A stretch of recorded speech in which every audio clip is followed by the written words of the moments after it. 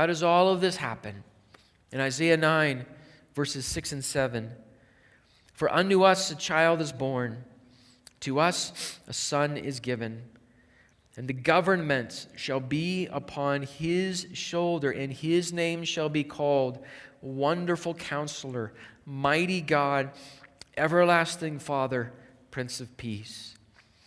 Of the increase of his government and of peace there will be no end.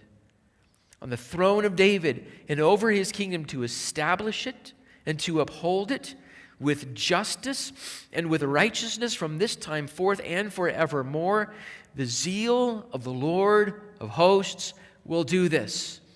I myself will seek out my sheep, and I will take care of them." The zeal of the Lord of hosts will do this.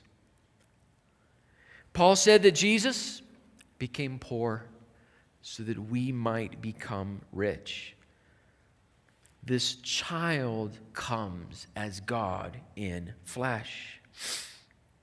Friends, God serves us by becoming everything we need.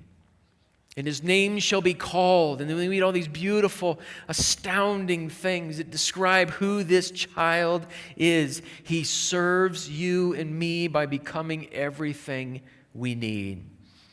Jesus did not come as a celebrity, as a scientist, as a military general, a politician, a professor, a guru, a community organizer, or a public health official.